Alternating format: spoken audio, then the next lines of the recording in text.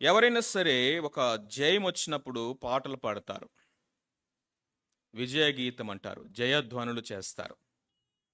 అయితే ఈ కీర్తన మనకేమి నేర్పిస్తా ఉందంటే, ఓటమిలో కూడా వారు పాటలు పాడుతున్నారు.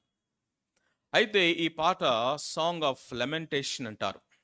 అంటే విలాపము లేకపోతే నిట్టూర్పులతో పాడేటటువంటి పాట. ఆ పాటలో కూడా వారు దేవుణ్ణి జ్ఞాపకం చేసుకుంటూ, ఆయన సహాయం కొరకు వేడుకుంటూ, ఆయన పూర్వకాలమున చేసినటువంటి వాటిని జ్ఞాపకం చేసుకుంటూ వారు ఆదరణ పొందుతున్నారు. సో ఈ కీర్తనకు మనం ఒక శీర్షిక ఇవ్వాలంటే, remembering God in the mist of reproach. Remembering God in the midst of reproach. When God seems silent. When God seems silent. దేవుడు మౌనముగా ఉన్నాడా, దూరంగా ఉన్నాడా, విడిచిపెట్టేశాడా మమ్మల్ని అనేటువంటి పరిస్థితులు మన జీవితంలో ఎదురైనప్పుడు, అవమానకరమైన పరిస్థితులు, రిప్రోచ్ అంటే అవమానం, నింద, ఇలాంటి నిందలో, అవమానములో, ఓటమిలో వారు ఎవరిని జ్ఞాపకం చేసుకుంటున్నారంటే దేవుణ్ణి, ఆయన నమ్మకత్వాన్ని. సో మొదటి 8 వచనాల్లో మనము వారు గత కాలములో దేవుడు వారి పితరుల జీవితాల్లో చేసినటువంటి వాటిని జ్ఞాపకం చేసుకుంటూ ఉన్నారు. ఆ తర్వాత మనము 9 నుంచి ఆల్మోస్ట్ 22వ వచనం వరకు గనుక చూసినట్లయితే ప్రస్తుతము వాళ్ళు ఉన్నటువంటి కండిషన్ని వివరిస్తున్నారు. 23 నుంచి చివరి వరకు చూసినట్లయితే దేవుని యొక్క సహాయం కొరకు భవిష్యత్తు వైపు చూస్తూ ఉన్నారు. సో ఈ కీర్తన 3 కాల క్రమాలను గురించి మాట్లాడుతున్నట్లుగా కనిపిస్తుంది. 3 టైమ్ లైన్స్. మొదటగా చూసినట్లయితే దేవ పూర్వకాలమున అని మొదటి వచనం స్టార్ట్ చేశాడు. పూర్వకాలమున అంటే ఇట్ అబౌట్ ఎస్టర్డే, హిస్టరీ, గడిచిపోయినటువంటి సంగతుల గురించి జ్ఞాపకం చేసుకుంటున్నాడు. పూర్వకాలమున. 9వ వచనం కనుక చూసినట్లయితే ఇప్పుడైతే అంటున్నాడు. Now what is the condition today. తర్వాత 23వ వచనంలో ప్రభువా మేల్కొనము, నీవేళ నిద్రించున్నావు, మమ్మను నిత్యము లెమ్ము, నిత్యము మమ్మను విడనాడకము. ఆ మాటలు మనం ఏం చూస్తున్నామంటే భవిష్యత్తు వైపు ఆయన చూస్తూ ఉన్నాడు. సో కాబట్టి ఎస్టర్డే, టుడే, టుమారో, నిన్న, నేడు, రేపు, పాస్ట్, ప్రజెంట్, ఫ్యూచర్, ఈ 3 కూడా ఈ కీర్తనలో మనం చూడగలుగుతాము. సో అక్కడ ఉన్నటువంటి పరిస్థితి ఏంటయ్యా అంటే మనకు క్లియర్గా అర్థమవుతుంది. మమ్మును విడనాడి అవమానపరిచి ఉన్నావు. అవమానమట. మా సేనలతో కూడా బయలుదేరక ఉన్నావు. యుద్ధములో శత్రువుల ఎదుట వారు నిలవకుండా వెనకకు పారిపోయారట.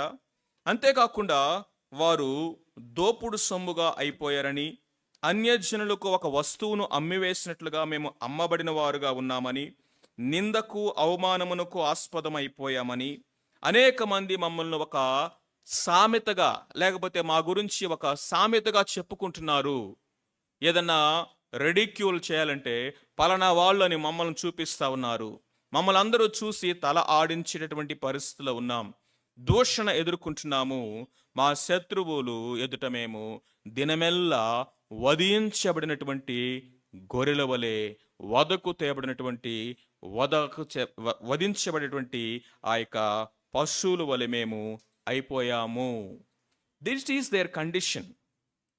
వాళ్ళ యొక్క స్థితి ఎలా ఉందంటే అవమానము, నింద, ఓటమి, తర్వాత శత్రువుల ఎదుట నిలవలేకుండా పారిపోయినటువంటి స్థితి, డిఫీట్, షేమ్, రిప్రోచ్.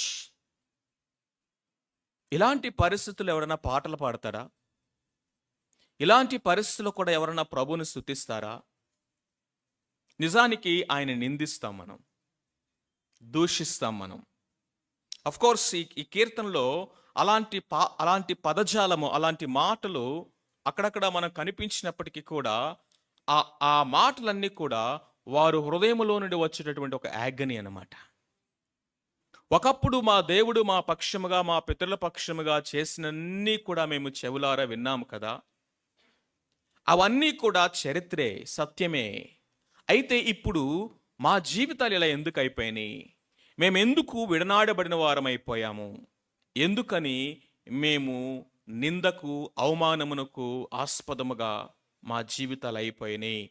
ఈ బాధలో వారు కీర్తన పాట పాడుతా ఉన్నారు. ఈ మాటలు వింటా ఉన్నప్పుడు మన యొక్క జీవితాలు అనేక సార్లు ఇలాంటి పరిస్థితులు, ఇలాంటి సందర్భాలు మనం కూడా ఖచ్చితంగా ఎదుర్కొన్నటువంటి వారమై ఉంటాం. We might have experienced the same experience in our lives. అలాంటి టైంలో వాళ్ళు చేసింది ఏంటంటే మొదటి 8 వచనాలు. ఆ మొదటి 8 వచనాల్ని ఈరోజు మనం ధ్యానించుకొని ప్రభువుని ఆరాధన చేద్దాం. కొంతమంది భక్తులు ఏం చెప్పారంటే ఇది డే ఆఫ్ ప్రేయర్గా, వారు ప్రార్థనా దినముగా కూడుకున్నప్పుడు ఈ కీర్తన వాళ్ళు పాడతారట. ఈ యొక్క లెమెంట్ సామ్ని వాళ్ళు చదువుతారట ఇశ్రాయేలు ప్రజలు. మరొకసారి ఇంట్రాస్పెక్ట్ చేసుకోవడానికి ఈ కీర్తన వారు పాడతారని భక్తులు రాశారు. చూడండి, మొదటి 3 వచనాలు మనకి ఏం కనిపిస్తా ఉందంటే is a God of history.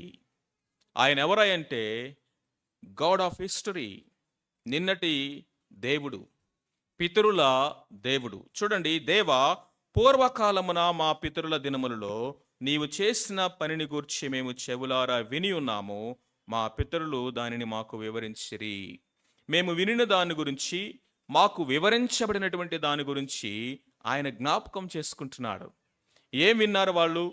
దేవుడు ఏ విధంగా ఇశ్రాయేలు పక్షముగా ఆయన గొప్ప కార్యాలు చేస్తా వచ్చాడు, ఏ విధంగా వారిని విడిపించాడు, విమోచించాడు, ఐగుప్తులో నుంచి ఏ విధంగా వారిని బయటకు తీసుకుని వచ్చాడు, అరణ్యంలో ఏ విధంగా వారిని నడిపించాడు, వారిని ఏ విధంగా ఆయన పోషిస్తూ వచ్చాడు, వారి పక్షముగా దేవుడు చేసినటువంటి యుద్ధాలు, అన్యజనులైనటువంటి వారిని వెళ్ళగొట్టి తన పితరులను, తన యొక్క జనాంగాన్ని ఏ విధంగా ఆయన నాటాడో, వారిని వ్యాపింపచేశాడో, విస్తరింపచేశాడో, ఇవన్నీ జ్ఞాపకం చేసుకుంటున్నాడు. ఒక కుటుంబంగా ఐగుప్తుకి వెళ్ళినటువంటి ఈ ప్రజలు ఒక నేషన్గా బయటకు వచ్చింది. It entered as a family and it exited as a nation. A nation. ఒక ఏ విధమైనటువంటి దిక్కులేనటువంటి పరిస్థితిలో అమ్మబడినటువంటి వారుగా యోసేపు అక్కడికి వెళ్ళాడు. ఆకలితోటి ఆహారము కోసం అలమటిస్తూ ఒక కుటుంబముగా యాకోబు ఐగుప్తుకు వెళ్ళటం జరిగింది. కానీ ఐగుప్తులో నుంచి వాళ్ళు బయటకు వచ్చినప్పుడు they came out as a nation.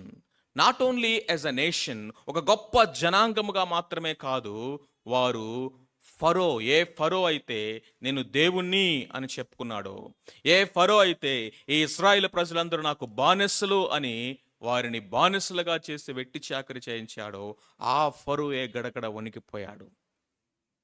దేవుడు తన యొక్క దక్షిణ హస్త బలము చేత, తన యొక్క బాహువు చేత, తన యొక్క ముఖ కాంతి చేత, ఆయన నామమును బట్టి ఆయనే వారిని విడిపించుకొని బయటికి తీసుకొని వచ్చాడు. They remembered what God has done. ఇది ఒక అద్భుతమైనటువంటి మోడల్ అన్నమాట మనకి. ఇలాంటి పరిస్థితులు గుండా మన జీవితాల్లో కూడా మనం వెళ్ళినప్పుడు ఏం చేయాలయ్యా మనం అంటే, కూర్చొని కృంగిపోకూడదు, నిలుచొని నిట్టూర్పులు మనము విడవకూడదు, మనము దేవుణ్ణి నిందించకూడదు, లేకపోతే నా దేవుడు నన్ను విడిచిపెట్టాడని మనము దేవుణ్ణి ప్రశ్నించకూడదు. ఏం చేయాలంటే మారని దేవుణ్ణి, నమ్మకత్వాన్ని మనం జ్ఞాపకం చేసుకోవాలి. వెనక్కి తిరిగి చూస్తే మనకేం కనిపిస్తుందంటే దేవుడు మన పక్షముగా మన జీవితాల్లో చేసినటువంటి ఆ అద్భుతమైన ఆశ్చర్య కార్యాలు కనిపిస్తాయి. మన పితరుల యొక్క జీవితాల్లో చేసినవి కనిపిస్తాయి. సంఘముగా, సహవాసముగా, ఇదిగో మన చుట్టూ దేవుడు చేస్తూ వచ్చినటువంటి కార్యాలని మనము చూడగలగాలి. ఆ చూసే కన్నులు మనకు కావాలి. We must look back and remember what God has done in the past. In the past. నీ బాహువు, నీ భుజబలము చేత అన్యజనులను ఏం చేశావు? వెళ్ళగొట్టావు. అన్యజనులను వెళ్ళగొట్టింది నీవే, మమ్మల్ని తీసుకెళ్లి నాటింది నీవే, మమ్మల్ని విస్తరింపచేసింది నీవే. పాలు తేనెలు ప్రవహించే దేశమని దేవుడు శ్రేష్టమైనటువంటి ఆ యొక్క ప్రాంతానికి వాళ్ళని తీసుకుని వెళ్ళాడు. తన పితరులకు ఏదైతే వాగ్దానం చేశాడో ఆ వాగ్దాన దేశంలోనికి వారిని నడిపించాడు. ఎలా వీరు వెళ్ళారు? ఆ మైటీ ఫారోని వీళ్ళు తమ బలము చేత ఓడించారా? తన ఖడ్గము వారికి జయమిచ్చిందా? తమ విల్లు, తన యొక్క బల్యము వారిని బయటికి తీసుకుని వచ్చిందా? ఏంటి? నీ బాహువు, నీ భుజబలము, నీ యొక్క ముఖ కాంతిని బట్టి, నీ నామమును బట్టి, అయా నీవు ఇవన్నీ చేశావు. మా పక్షముగా మమ్మల్ని బయటికి తీసుకొచ్చావు. మన జీవితంలో జీవితకాలమంతా బ్రతికున్నంత కాలము దేవుణ్ణి స్తుతించాల్సినటువంటి ఒక అంశం ఏంటో తెలుసా? ఆయన మనకు అనుగ్రహించిన రక్షణను బట్టి ప్రభువును స్తుతించాలి. ప్రభా, ఈ లోకంలో అన్నీ ఉన్న వాళ్ళకంటే నువ్వు నన్ను ధన్యుడిగా చేశావు. ఈ లోకంలో ధనవంతుల కంటే నువ్వు నన్ను ధన్యుడిగా చేశావు. ఐశ్వర్యవంతుల కంటే నన్ను ఐశ్వర్యవంతుడిగా చేశావు. ప్రభా, ఈ లోకంలో గొప్ప గొప్ప పేరు ప్రఖ్యాతులు సెలబ్రిటీస్గా పిలువబడుతున్న వారి కంటే ప్రభా నీవు నన్ను ఎన్నికైన వాడిగా చేశావు. ఎందుకంటే ఈ జాబితాలో ఉన్న అనేక మందికి లేనటువంటి ఈ గొప్ప రక్షణ భాగ్యము నువ్వు నాకిచ్చావు. లోకంలో అందరూ నన్ను ఎన్నిక చేయకపోవచ్చు, కానీ జగత్తు పునాది వేయబడక మునిపే నువ్వు నన్ను ఎన్నుకున్నావు. ఈ లోకములో ఎవరి దృష్టికి కూడా నేను పనికొచ్చేవాడిని కాకపోవచ్చు ప్రభా, ప్రయోజకుని కాకపోవచ్చు ప్రభా, పేరు ప్రఖ్యాతులు మాకు లేకపోవచ్చు ప్రభా, ఎన్నికైన వారిని నేను కాకపోవచ్చు, కానీ నీ దృష్టికి విలువైన వారుగా ఎంచి మీ రక్తమిచ్చి నన్ను కొనుక్కున్నావు. ఈ లోకంలో నేను ఎవరు గుర్తించకపోవచ్చు, ప్రేమించకపోవచ్చు, కానీ మీ ప్రాణము పెట్టినంతగా నీవు నన్ను ప్రేమించావు, విమోచించావు. Thank you for this so great salvation. ఇంత గొప్ప రక్షణ, ఈ రక్షణలో ఉన్న ఔన్నత్యము, ఈ రక్షణ కొరకు దేవుడు చేసినటువంటి ప్రణాళిక, ఆ ప్రణాళికలో దేవుడు నిన్ను ఉంచినటువంటి విధానాన్ని ఒక్కసారి చూసినప్పుడు ఆయన పాదాల దగ్గర సాగిల పడకుండా ఉండలేము. ఆయన్ని మనం స్తుతించకుండా ఉండలేము. దేవుడు చేసిన కార్యాల్ని వెనక్కి తిరిగి మనము చూడాలి. దేవుడు చేసిన కార్యాలంటే ఏదో అనారోగ్యాలను స్వస్థపరిచాడనో, అప్పుల బాధలను తీర్చాడనో, లేకపోతే ప్రమాదాల నుంచి తప్పించాడనో మాత్రమే కాదు. అది చాలా అల్పమైనవి, అవి చాలా స్వల్పమైనవి. దేవుడు కలువరి శిలువలో నీ కొరకు నా కొరకు చేసినటువంటి ఆ గొప్ప విమోచన కార్యంతో పోలిస్తాయి. ఆయనే అందుకని అంటున్నాడు, మా పితరులు వాటిని మాకు వివరించారయ్యా, మేము చెవులారా వాటిని విన్నాము. అంతేకాదు వాటిని విని మిమ్మును మేము స్తుతిస్తా ఉన్నాం. రెండవదిగా కారణం ఏంటో కూడా చెప్తున్నాడు. దేవుని కార్యం ఎంత గొప్పదో చెప్తూనే దాని వెనక ఉన్న కారణము కూడా చెప్తూ ఉన్నాడు. 3వ వచనం చూడండి. వారు తమ ఖడ్గమ చేత దేశమును స్వాధీనపరచుకునలేదు, వారి బాహువు వారికి జయమునివ్వలేదు. నీవు వారిని కటాక్షించితివి గనుక, నీవు వారిని కటాక్షించితివి గనుక నీ దక్షిణ హస్తమే, నీ బాహువే, నీ ముఖకాంతియే వారికి విజయము కలుగ చేసెను. ఇశ్రాయేలు ప్రజల గురించి మోషే ఏం చెప్తున్నాడో చూడండి. ద్వితీయోపదేశకాండం 4వ అధ్యాయంలో, ద్వితీయోపదేశకాండము 4వ అధ్యాయము 34 నుంచి 37 వరకు చదవండి. 4వ అధ్యాయం.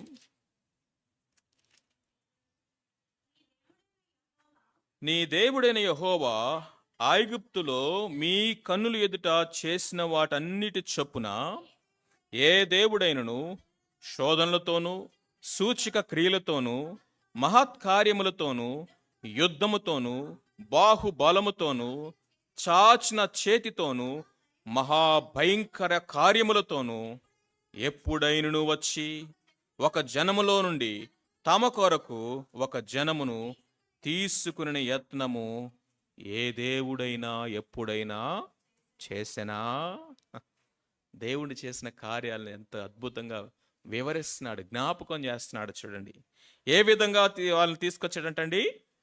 శోధనలతోనూ, సూచక క్రియలతోనూ, మహత్ కార్యములతోనూ, యుద్ధముతోనూ, బాహుబలముతోనూ, చాచిన చేతితోనూ, మహాభయంకర కార్యములతోనూ. ఇవి దేవుడు ఐగుప్తులో వారి కొరకు చేసింది. ఇవన్నీ చేసినప్పుడు నువ్వు అతిశయిస్తావేమో నీ గొప్పతనాన్ని చూసి, లేకపోతే నీవు అందరికంటే గొప్పవాడువు, శ్రేష్ఠుడు కాబట్టి ఇవి అన్నీ నీ కొరకు చేశాడని నువ్వు అతిశయిస్తావేమో. లేదు లేదు. 7వ అధ్యాయం చూడండి. 7వ అధ్యాయం 7వ వచనంలో కనుక మనం చూసినట్లయితే, మీరు సర్వ జనముల కంటే విస్తార జనమని యెహోవా మిమ్మును ప్రేమించి మిమ్మును ఏర్పరచుకొనలేదు. సమస్త జనుల కంటే మీరు లెక్కకు తక్కువే కదా. మీరేదో గొప్ప జనమనా, విస్తారమైనటువంటి ప్రజలనా, ఈ భూమి మీద అందరికంటే ఎక్కువైనటువంటి ప్రజలు ఉన్నారని దేవుడు మిమ్మల్ని ఏర్పాటు చేసుకున్నారనుకుంటున్నారా? మీరు లెక్కకు తక్కువే కదా. అయితే యెహోవా మిమ్మును ప్రేమించువాడు గనుక, తాను మీ పితరులకు చేసిన ప్రమాణమును నెరవేర్చువాడు గనుకను యెహోవా బాహుబలము చేత మిమ్మల్ని రప్పించి దాసుల గృహములో నుండి, ఐగుప్తు రాజైన ఫరో చేతుల నుండి మిమ్మును విడిపించెను. దాసుల గృహము. ఒకప్పుడు ఎక్కడున్నాం మనం చెప్పండి? దాసుల గృహము. The house of slaves, the den of slaves. It's a den of slavery. పాపము, పాప బానిసత్వము, దాస్యత్వము. దాసుల గృహమైన ఐగుప్తు. లోకములో ఉన్నటువంటి పాపమునకు మనము దాసులమై ఉన్నప్పుడు ఆయన మనల్ని ప్రేమించి, కనికరించి, కటాక్షము చూపించి, మనం ఎన్నిక లేని వారమైనప్పటికీ, కొద్ది వారమైనప్పటికీ ఆయన మనల్ని ఏం చేశాట? తన మహాప్రేమ చేత, ఆయన కనికర సంపన్నుడు గనుక మనల్ని విమోచించాడు. మొదటిగా మనం ఏం చూస్తున్నామంటే, దేవుడు చేసినటువంటి కార్యాలు. వాళ్ళు ఏమి జ్ఞాపకం చేసుకుంటున్నారు? మొదటి 3 వచనాల్లో, is a God of history, is God of yesterday, is God of our fathers, is a God who has done marvelous things in the past. రెండవదిగా చూసినట్లయితే 4వ వచనం నుండి మనం చూసినట్లయితే, దేవా నీవే నా రాజువు. ఇప్పుడు మా అంటలేదు, నా రాజువు, నీవే నా రాజువు. యాకోబునకు పూర్ణ రక్షణ కలుగున ఆజ్ఞాపించుము. నీ వలన మా విరోధులను అణిచివేయుదము. ప్రభువా, నీ బాహుబలము చేత మా పితరుల యొక్క విరోధులను నువ్వు అణిచివేశావు. నీ యొక్క భుజబలము చేత మా పితరులు ఉన్నటువంటి దాస్యపు గృహములో నుంచి వారిని బయటికి తీసుకొచ్చావు. నీ నామమును బట్టి, నీ ముఖకాంతి చేత ప్రభువా, ఇదిగో మా పితరుల యొక్క జీవితాల్లో మీరు చేసిన కార్యాలన్నీ మేము వింటూ వచ్చాము. అయితే ఇప్పుడేమనంటే, నీవే నా రాజువు కూడా. Now he is coming to today present condition. నా రాజువు నీవు. రాజు ఏం చేస్తాడంటే నడిపిస్తాడు. రాజు ఏం చేస్తాడంటే పరిపాలన చేస్తాడు, పోషిస్తాడు, ప్రొటెక్ట్ చేస్తాడు. అయా, మమ్మల్ని విడిపించేవాడవు, మమ్మల్ని నడిపించేవాడవు, మమ్మల్ని పోషించేవాడవు. ఇదిగో ఈ పరిస్థితిలో, ఓటమిలో, అవమానములో, నిందలో ఉన్నటువంటి మాకు జయమును ఇచ్చేవాడవు, మా శత్రువుల నుంచి విడిపించేవాడవు కూడా నీవే. What a beautiful logic it is. వారికి రాజుగా ఉన్న నీవే మాకు రాజుగా ఉన్నావు.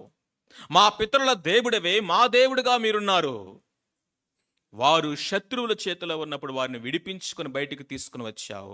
ఇప్పుడు మేము శత్రువుల చేతిలో అవమానము, నిందకు ఆస్పదముగా అయిపోయినటువంటి ఓటమిలో మేమున్నాము. అపవాది యొక్క కబంధ హస్తాల్లో మేము పడి ఉన్నాము.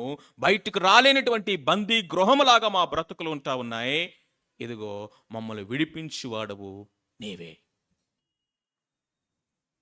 చూసారా యాకోబునకు పూర్ణ రక్షణ కలుగును ఆజ్ఞాపించుము. నీ వలన మా విరోధులను అణిచివేయుదము. నీ నామము వలననే మా మీదకు లేచు వారిని మేము త్రొక్కివేయుదము. నేను నా వింటిని నమ్ముకొనను, నా కత్తియు నన్ను రక్షింపచాలదు. ఎంత అద్భుతమైనటువంటి ఒక అండర్స్టాండింగ్లోకి వచ్చాడంటే, అయ్యా నా వింటిని, నా కత్తిని ఇక నేను నమ్ముకోను. నా భుజ బలము చేత ఈ యొక్క కార్యము జరగదు. నా జ్ఞానము కాదు, నా యొక్క శక్తి కాదు, నా అనుభవము కాదు అయ్యా, ఇంతవరకు నా యొక్క సక్సెస్ కూడా కాదయ్యా. దాన్ని నేను నమ్ముకుంటే మరలా ట్రాప్లో పడిపోతాను. దాన్ని నేను నమ్ముకుంటే మరలా నేను సాతానుకు చిక్కిపోతాను.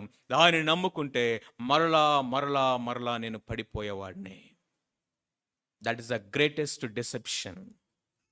సాతాను వచ్చి ఏమంటాడు తెలుసా? యు క్యాన్ అంటాడు వాడు. ఏమంటాడు చెప్పండి? You can, you can, you can. That is the greatest lie. That is the greatest lie. You are enough, you are sufficient. నీ బలము, నీ శక్తి, నీ జ్ఞానం, నీ అనుభవం, నీకున్నటువంటి క్వాలిఫికేషన్స్, నీ డెసిగ్నేషన్స్, దానిని బట్టే నువ్వు ఏమై ఉన్నావో అది అయి ఉన్నావు అంటాడు. ఒక్కసారిగా హైడ్రోజన్ బెలూన్ లాగా ఏమో చెప్పండి, అది టాప్ అని పేలే వరకు తేలిపోతానే ఉంటుంది ఆ హైడ్రోజన్ బెలూన్. కానీ పౌలు భక్తుడు అంటున్నాడు, నేను ఏమై ఉన్నానో అది నా బలము కాదు, నా శక్తి కాదు, నా జ్ఞానము కాదు, నా భక్తి కాదు, ఇదిగో దేవుని కృప అయి ఉన్నాను. నేను ఏమై ఉన్నానో అది దేవుని కృప, ద గ్రేస్. ఇప్పుడు ఏమంటున్నాడు? అయ్యా నా శక్తిని నేను నమ్ముకోను, నా వింటిని నేను నమ్ముకోను, నా కత్తిని నేను నమ్ముకోను. ఎందుకంటే నీ వలననే, నీ నామము వలననే నాకు జయం. ప్రియమైనటువంటి వారులారా, మన యొక్క జీవితాల్లో are you facing a failure? Are you going to the time of failure? నిందకు, అవమానమునకు ఆస్పదముగా శత్రువు ఇక మనల్ని చుట్టుముట్టి ట్రాప్ చేసి ఇరికించేశాడు అన్నట్లుగా, ఇక వే అవుట్, బయటికి ఎలా బయటికి రావాలో కనబడట్లేదు అన్నట్లుగా, ఈ పరిస్థితిలో ఇక ఎన్నటికీ సొల్యూషన్ లేదా, ఎంతకాలము అన్నట్లుగా నిట్టూర్పులతో, నిస్సహాయతలో ఉన్నట్లుగా మన యొక్క జీవితాలు ఉంటా ఉన్నాయా? ఇదిగో సొల్యూషన్ ఇక్కడ చెప్తున్నాడు. వెనక్కి తిరిగి చూడు, పితరుల జీవితాల్లో దేవుడు చేసిన కార్యాలు కనిపిస్తాయి. ప్రస్తుతానికి చూడు, పైకెత్తి చూడు నీ కన్నులు, అదే దేవుడు నీ కళ్ళ ముందు కనిపిస్తున్నాడు. అందుకని నేను అంటున్నాడు, నా రాజువు నీవే. యాకోబునకు పూర్ణ రక్షణ కలుగు చేయని ఆజ్ఞాపించుము. నీ వలన మా విరోధులను అణిచివేయుదుము. ఒక సర్టైనిటీ, ఒక నిశ్చయతతో ఈ మాట చెప్తా ఉన్నాడు. నీ వలన మా విరోధులను అణిచివేయుదుము. నీ వలననే, నీ నామం వలననే మా మీదికి లేచు వారిని మేము త్రొక్కివేయుదుము. నేను నా వింటిని నమ్ముకొనును, నా కత్తియు నన్ను రక్షింపచాలదు. నా శత్రువుల చేతుల నుండి మమ్మును రక్షించువాడవు నీవే, మమ్మును ద్వేషించు వారిని సిగ్గుపరచువాడవు నీవే, నీవే, నీవే, నీ నామమే. అండ్ దెన్ 8th verse చదువుదాం అందరం. దినమెల్లా మేము దేవుని యందు అతిశయపడుచున్నాము, నీ నామమును బట్టి మేము నిత్యము కృతజ్ఞతాస్తుతులు చెల్లించుచున్నాము. అవమానము, ఆవేదన, ఆయన యొక్క ఆక్రందన ఇప్పుడు ఏమైందంటే అతిశయముగా మారింది. కృంగిపోయినటువంటి స్థితిలో నుండి కృతజ్ఞతాస్తుతులు చెల్లించే స్థితికి ఇప్పుడు ఆయన లిఫ్ట్ చేయబడతా ఉన్నాడు. ఒకరోజు కాదట, ఇప్పుడు మాత్రమే కాదట, దినమెల్లా నిరంతరము, ఫర్ ఎవర్ ఏంటంటే మేము కృతజ్ఞతాస్తుతులు నిత్యము చెల్లిస్తాము. Is talking about even the future. ఈ కీర్తనలో ఉన్నటువంటి ఆ 3 కాలాలు మనము మొదటి 8 వచనాల్లో కూడా మనం చూస్తాం. మొదటి 3 వచనాల్లో పితరుల కాలములో చేసిన దేవుని కార్యాలను జ్ఞాపకం చేసుకుంటున్నాడు. 4-7 వరకు కనుక మనం చూసినట్లయితే ప్రస్తుతము ఆయన దేవుని యొక్క కార్యాలని మరొకసారి జ్ఞాపకం చేసుకుంటూ ఆయన మీద ఆధారపడుతూ అష్యూరెన్స్లోనికి వస్తున్నాడు. 8వ వచనం చూసేసరికి నిత్యము నేను నిన్ను స్తుతిస్తాను, నీవే నా అతిశయము, నీవే నా ఆరాధనకు కీర్తనకు ఆధారము, నీ నామమును బట్టి మేము నిత్యము కృతజ్ఞతాస్తుతులు చెల్లించుచున్నాము. చూసారా, ఇలాంటి పరిస్థితుల్లో కూడా వారు దేవునికి నిత్యము కృతజ్ఞతాస్తుతులు చెల్లిస్తా ఉన్నాం. Is a God of yesterday, is God of today, is God of tomorrow. పితరుల కాలంలో దేవుడు చేసిన వాటిని రిమెంబర్, రిమెంబర్, రిమెంబర్. ప్రస్తుతము దేవుని యొక్క శక్తి బలము మీద rest upon, rest upon, rest upon. అంతేకాకుండా ఫ్యూచర్, భవిష్యత్తులో దేవుని యొక్క కార్యాలని, ఉద్దేశాలని మనము గుర్తించి rejoice, rejoice, rejoice. Remember, rest and then rejoice. అందుకని when God seems silent, when things goes odd, ఏం చేయాలంటే remember God and his faithfulness. ఆయన నమ్మకత్వాన్ని, ఆయన విశ్వాస్యతను మనము జ్ఞాపకం చేసుకొని ప్రభుని స్తుతించి ఆరాధించే బద్దులమై ఉన్నాం. రండి, విన్నటువంటి మాటలతో ప్రభువుని స్తుతించుదాం,